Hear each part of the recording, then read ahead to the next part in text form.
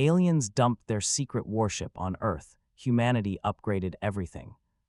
The radar did not scream because it was jammed. It went quiet because it was finished. Outside the viewing glass, a mountain of iron cut through the clouds. A grid of shunts gleamed along its underside. A single kinetic point locked onto the flagship.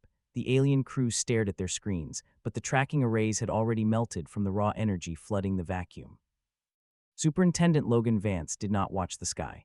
He kept his left steel optic widget focused on his workbench deep inside the ice. He adjusted his canvas coat and picked up an oxidized copper soldering torch. With a hard turn of his calloused thumb, he dialed down the flame until it was a faint blue pinprick. 28 years of hidden industrial work came down to the heat inside this single engine frame. I wish I could tell you the ledger remained balanced after that day. It broke, stay on the line. 9,000 cycles of absolute bookkeeping had taught the Sundran hegemony that every failure could be filed away under logistical waste. In the high rotunda, the clerks did not count the people living in the outer sectors. They counted the cost of scrap metal left inside the gravity wells. Fleet Commander Malik Voss stood at the center podium, his emerald scales catching the dim light as he signed the disposal order for Hull NX-880. It was an unstable military platform with a bleeding core, dropped into a frozen world because recycling cost too many credits.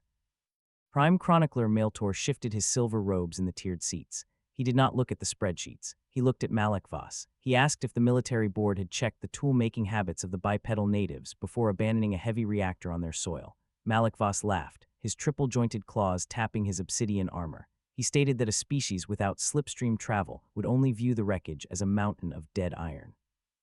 The ice shelf inside Drydock Apex 9 groaned as the weight of the mountain shifted. Vance set his copper torch aside and reached for his ceramic mug. The chicory mix inside was cold and bitter, but it kept his hands steady. Beside him, Sarah Chen tapped a wrench against the main catwalk railing. She told him the Imperial scout ships had just crossed the system boundary, tracing the quantum leak they had left open on purpose. Vance nodded. He told her to let them look. For nearly 3 decades, the rules of the engineering teams had remained absolute. Nothing that entered the subglacial cavern was ever thrown away. They had dismantled the delicate gears of the alien ship and rebuilt them with structural steel and manual kinetic dampers. They had trained thousands of orbital welders. They had turned a garbage heap into a factory. Up in the lunar void, the super dreadnought, the Unyielding, broke warp. Malik Voss stood on his command deck, expecting to see an empty wasteland of ice and primitive stone. Instead, his tactical board flashed with a massive handshake signal. The abandoned hull was not buried under the shelf. It was standing upright inside a massive trench, its reactor baseline humming with an intentional power surge. Malik Voss opened a wideband frequency, his voice cutting through the drydock receivers with heavy Imperial authority. He called the people below a low-tier scavenger group. He gave them 12 minutes to power down their planetary grid and surrender the sovereign property of the hegemony, or face an orbital purge that would burn the ice to vapor. On the bridge of the renamed UES Hephaestus, Captain Briggs did not reach for his headset. He pulled an old brass lighter from his uniform pocket and flicked the flint. A small yellow flame lit his face in the dark command center. He snapped the casing shut with a sharp click and ordered the engineering crews to bring the main grid to full capacity. Deep under the shelf, Vance threw the primary mechanical lever. The metal shunts along the reactor walls locked into place with a heavy crunch. The human engineers had not tried to fix the unstable dark matter fuel core. They had deliberately unbalanced it further. They wired the energy overflow directly into the forward projectile tubes, turning an engineering defect into an unchained weapon loop. Malik Voss watched his primary sensor grid fracture into static. The tracking arrays did not register an Imperial signature anymore. The human builders had stripped away the elegant grav envelopes and plated the entire hull in 4 meters of industrial tungsten matrix. They had removed the delicate energy weapons and replaced them with crude, high-frequency radar networks that flooded the void with raw microwave radiation. The automated scanning officer on the Unyielding screamed, its secondary antennae twitching wildly as the displays failed. It reported that the human ship was moving through the upper atmosphere without any atmospheric shields. It was using its own structural weight to clear a path through the pressure ridges. The power signatures from the bleeding core were rising past 300%. Malik Voss ordered his screening frigates to fire, but his target locks were gone.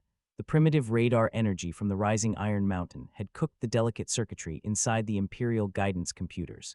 His elite vanguard was completely blind in the vacuum, their weapons tracking empty space, while the black tungsten hull rose directly into their defensive formation. Briggs kept his eyes on the manual optical sight. He did not use a computer. He used his hand on the mechanical release. He pulled the secondary guide pin, dumping the entire uncontained plasma explosion of the dark matter reactor directly behind an 80-ton solid iron dart.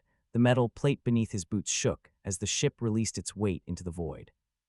The kinetic slug traveled at 4% the speed of light. It did not flash. It did not explode. It simply crossed the distance in less than a millisecond, striking the center of the screening frigate Vanguard 3 before the crew could change their sublight vector. The round punched a clean hole through the capital shields and out the ventral plating, leaving a circle of exposed decks before the internal air pressure tore the vessel apart. Malikvas stood frozen at his console, his claws dug into the metal trim until the alloy bent. His doctrine had no protocol for an enemy that weaponized engineering flaws. His tactical display showed his perfect vanguard scattering in random directions, their computers unable to find a defense against an opponent that used raw momentum instead of energy beams. Down in the drydock, the monitors showed the remaining Imperial capital ships executing an emergency blind warp retreat. The workspace went quiet, save for the hum of the cooling vents and the drip of melted ice along the gantry. Vance picked up his copper torch and tapped its cold tip against the output node, clearing the carbon from the valve. He looked past the workstation toward a second, larger ship frame waiting in the deep shadows. In the high rotunda, the telemetry feed from Sector 7 fell into complete silence. High Overseer Vexer watched the final data drop before his screen went dark, his slate slipping from his hand to strike the floor. Prime Chronicler Maeltor picked up his stylus and drew a heavy line across the Imperial ledger, marking the entire sector as an unclassified defense zone. Your military database recorded a structural failure. We recorded an industrial awakening. No commands came from the fleet, no shields flashed in the dark, no Imperial ships remained inside the orbital ring. Vance turned his back to the viewing screen, leaving the schematics on the table. A physical print faced up on his desk. The ink was dry. The paper held the shape of the second hull.